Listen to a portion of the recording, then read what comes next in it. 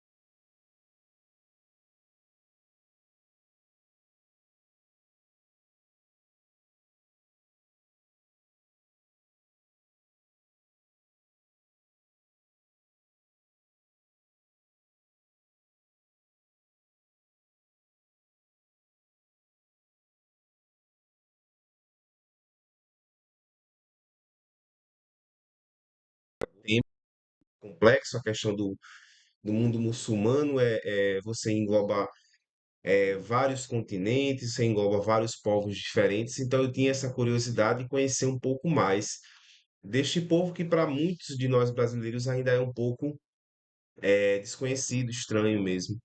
Certo? Então eu tive essa experiência, posso dizer que é um livro muito denso, muito aprofundado neste tema. Considero que para uma pessoa que seja mais leiga nestes conteúdos históricos, pode ter um pouco mais de dificuldade. Não achei ele tão didático, haja vista também o conteúdo, não é? Quanto, por exemplo, os japoneses, que eu li neste ano, durante este ano 2024, e quanto os franceses também achei um livro bem didático, mas o mundo muçulmano achei ele realmente mais pesado em termos de conceitos e achei um livro acadêmico, realmente acadêmico em muitos trechos. Mas ele tem um mérito também de fazer um traçado histórico, cultural, político e contemporâneo mesmo daquilo que é o mundo muçulmano. Então a gente vai perceber que houve movimentos fundamentalistas, ondas fundamentalistas que se propagam até hoje, porém houve também o impacto da colonização europeia sobre aqueles países do mundo muçulmano, sobretudo os países do norte da África e da Península Arábica. Então a gente pode ver, e do Oriente Médio, claro, com certeza. A gente pode ver esses impactos na própria formação cultural destes recantos do mundo, onde você tem, não raro, muitos conflitos, muitas guerras. As guerras da atualidade, as mais sangrentas, infelizmente, se concentram nesta região do mundo, a contar, por exemplo, o caso árabe-israelense, principalmente neste momento, né? Então a gente vai ver essa questão palestina também sendo debatida e a gente vai ver como se estruturou o Islã. Então, é uma coisa que eu achei muito interessante neste livro, a diferença entre muçulmano, islâmico e islamista. Então, a gente percebe que a terminologia que a gente usa pode dizer muito sobre um povo, uma etnia, certo? Então, para mim eram sinônimos, tá? Eu vou dizer a vocês que eu não sabia aqui realmente sobre essa distinção. O termo muçulmano tem um traço mais sociológico, mais de classe social, não é? De práticas sociais, culturais. O termo islâmico, ele tem uma raiz muito mais religiosa. Então, é um radicalismo, vamos dizer assim, daquilo que se prega pelo Alcorão, certo? Então, é também perceptível as diferenças entre xiitas e sunitas. Houve esse período de dicotomia mesmo da religião que Maomé criou a partir do Alcorão, a partir da revelação que ele teve. Então, é um livro interessante do ponto de vista cultural para você compreender como se formaram estes países que hoje chamamos de países muçulmanos, de maioria muçulmana, e onde as minorias muçulmanas também se inserem no Ocidente, principalmente, tá certo? Então é importante a gente salientar que nós temos uma minoria muçulmana extremamente importante em países como os Estados Unidos. que são a principal democracia do mundo, a principal potência mundial, certo? Então, como eles se inseriram nesses países como enquanto minorias e também como o outro é percebido pelos países de maioria muçulmana. Essa discussão é extremamente relevante, na minha opinião, neste livro, certo? Então, Mundo Muçulmano, Peter Deman é um holandês, certo? É um livro que possui aí cerca de 400 páginas. Então, é um livro que você demanda realmente um tempo bacana para você ler, certo? O segundo livro que eu gostaria de destacar é uma ficção, mas uma ficção com vários traços da realidade mesmo. Chama-se A Mais Recôndita Memória dos Homens, do escritor senegalês Mohamed Mbougar Sarr, certo? Mohamed Mbougar Sarr. É publicado pela editora Fósforo, que é uma editora relativamente recente aqui no Brasil, certo? Esse livro, A Mais Recôndita Memória dos Homens, fala da questão dos imigrantes africanos na França. E esse livro ele se passa a partir de um livro extremamente polêmico, discutido, que é O Labirinto do Inumano, que foi publicado por um escritor senegalês na França e que sofreu vários tipos de análises, a maioria delas preconceituosas pela crítica literária francesa, acusado inclusive de plágio, mas que vai dar um empoderamento, uma resistência, uma ressignificação à vida dos imigrantes da África mesmo, da África, principalmente da África subsaariana, na França. Lembrar que a França colonizou vários países dessa região do mundo e até hoje a sociedade francesa enfrenta esse dilema que se reflete inclusive na política. Tivemos eleições na França recentemente. Nós tínhamos a Marine Le Pen, que defendia um controle maior da imigração, com discursos extremamente preconceituosos contra os imigrantes. E, por exemplo, isso se reflete na vida cotidiana das pessoas na França, né? A questão da imigração é um tema muito sensível na França até hoje. Então, esse livro ele vai contar essa história de intelectuais que tentam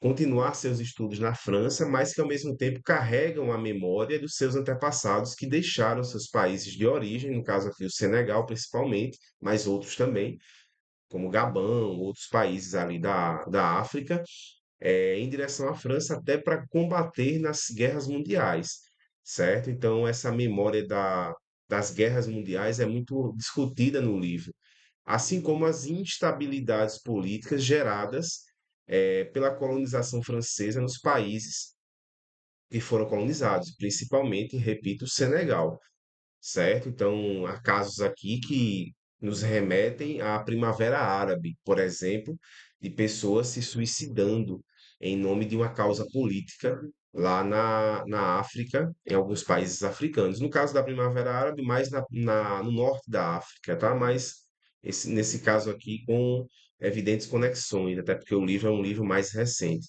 certo? E a gente vai ter aqui também alguns traços culturais de países da África subsaariana, como, por exemplo, a poligamia, a vida tribal, o respeito que se tem à memória, à oralidade, certo? E assim como as crenças tradicionais. Então, é um livro extremamente interessante para você compreender um ponto de vista diferente, que não é abordado hegemonicamente na literatura.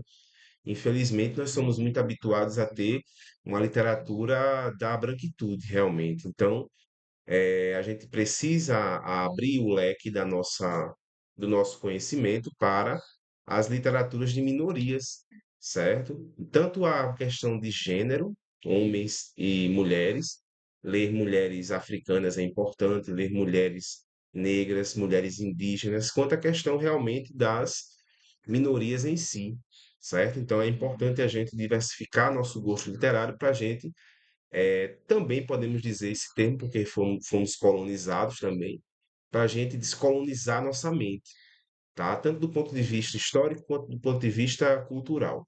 Então, esse livro aqui Um livro muito bem escrito, tem reflexões maravilhosas sobre a questão do empoderamento, da resistência, de ressignificar tragédias que infelizmente acontecem na nossa vida e que vai trazer o cotidiano de imigrantes na França especialmente, mas não só também, tem, por exemplo, trechos, né, que se passam na Holanda, que se passam na Argentina, então a gente vai ver como se dá essa relação de assimilação cultural dos imigrantes por parte da sociedade na qual eles estão se inserindo, tá bom? E por último, comentar com vocês aqui o livro que eu reli neste mês, junto com minha mulher Juliana, a gente releu 1808. Ela não tinha lido, eu tinha já lido em outras oportunidades, acho que há 10 anos mais ou menos, eu li esse livro, na época eu ainda trabalhava numa livraria, então a gente resolveu ler esse livro de forma conjunta e discuti-lo. Um livro muito didático, muito pedagógico, escrito pelo Laurentino Gomes, que para mim é um autor, embora eu seja da área de história, e eu vejo que na universidade existe ainda um certo preconceito mesmo, podemos dizer assim, acadêmico quanto a ele, por ele ser um jornalista. Mas eu adoro as obras do Laurentino, inclusive estou aqui com esse tomo de Escravidão. São três livros essenciais para você entender a nossa história.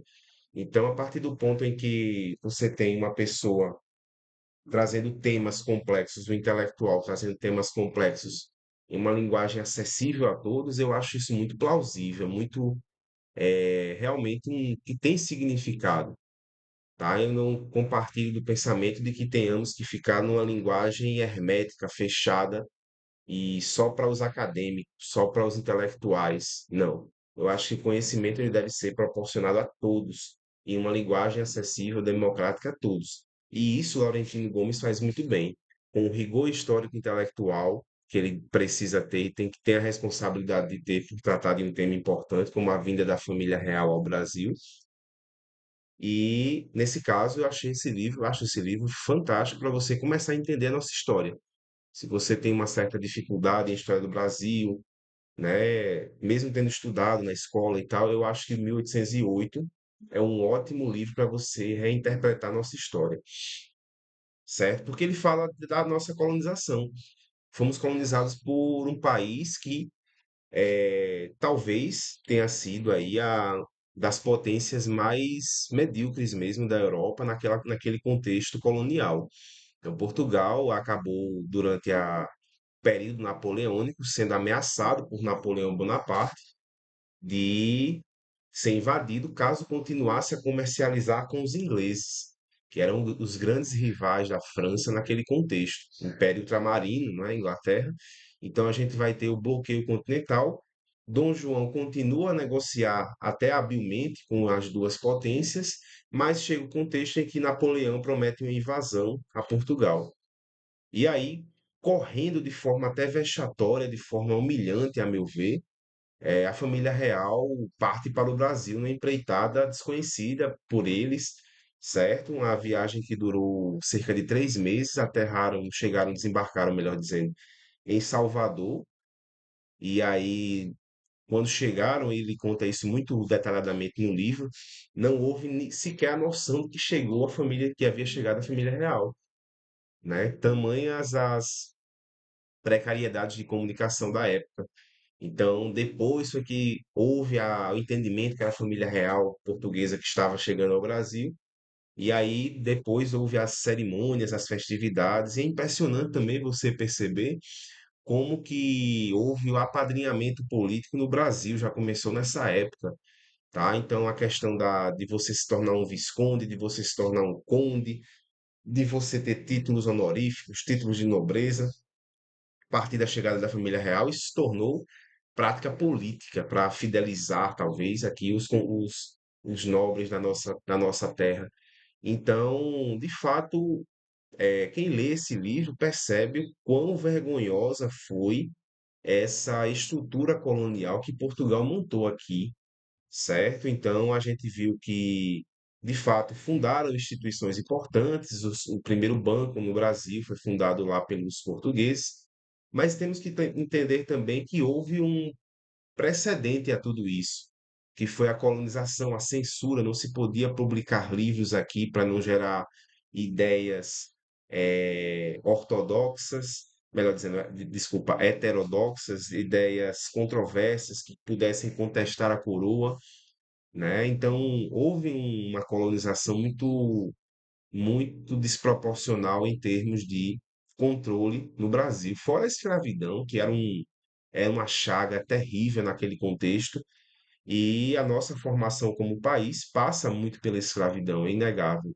Então, a nossa formação cultural, os nossos valores, a ética no nosso país, ou a falta dela, se constituiu a partir da escravidão, certo? Então, o escravizado, ele era desumanamente tratado, diversas formas de escravidão houve no Brasil, certo? Tanto a escravidão rural quanto a urbana, mas o que nos dá a noção de como nós tivemos uma formação cultural bastante, que foi bastante atrasada pela existência da escravidão durante quase 4 séculos, tá? A questão da integração social das pessoas também, e aqui eu já estou extrapolando o livro 1808, mas serve para discussão a integração social dessas pessoas que foram escravizadas e depois libertas, não se deu de forma total, não se deu de forma cidadã, de fato. Até hoje nós nos